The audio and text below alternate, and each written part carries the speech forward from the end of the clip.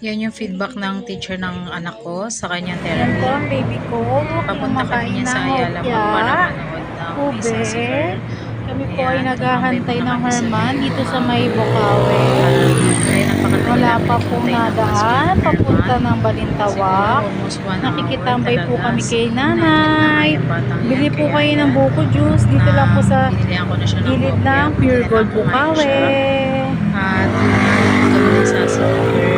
Hindi na namin natapos kasi umiyak siya sa Ayan ang pagkasiga. Kaya lumabas na kami. Malayo na Makikita naman niya ang naman sa tingin. next Is that video. yummy? Yummy! Yummy! Say yummy again. Yummy! Oops, don't run ha. Stay there lang. Okay? Yan po. Kakatapos lang po ng therapy niya. Positive naman po yung mga sinabi ng teacher niya. Okay naman daw po. Pero ang problema lang po ay hindi siya ayaw niya po na pinakikialaman siya. Yun lang po naging po ang pinaka problema po. Kaya po hindi pa po siya masyado mautusan. Pero kanina po nung ibinigay ko to sa kanya, hinawakan niya po. Binitbit niya naman po yung ito, yan po. Hinawakan niya po yung kanina nung binigay ko po.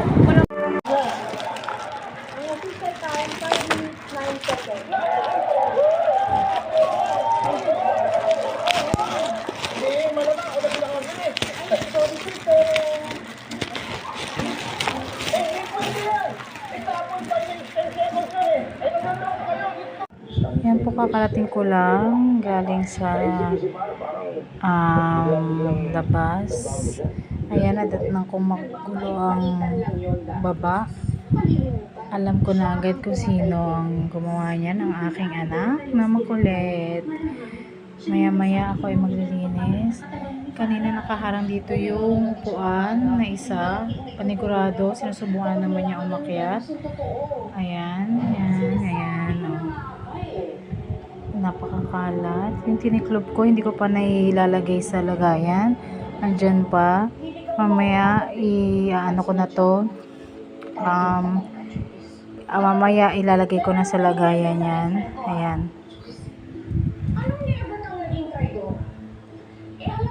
Tingnan nyo po, oh. Napakakalat. Yan. Ayan.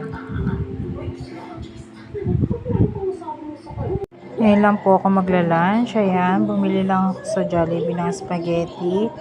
Hindi ko alam kung may ulam. Maya magkakalkal ako sa may kusina.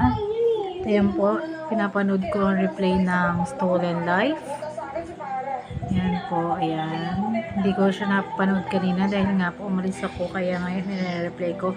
Mamaya naman po ang panonoorin ko ay Abot Kamay na Pangarap, dahil hindi ko rin po napanood. Sana maganda na yung kwento ng Abot Kamay na Pangarap, hindi na nakakainis ang mga characters. Sana mahuli na si Moira talaga na hindi na makalabas. Si Carlos din, sana malaman na ang sekreto ni Carlos, para po maging maganda naman yung kwento ng takbo ng Abot Kamay na Pangarap, dahil puro na lang panggulo.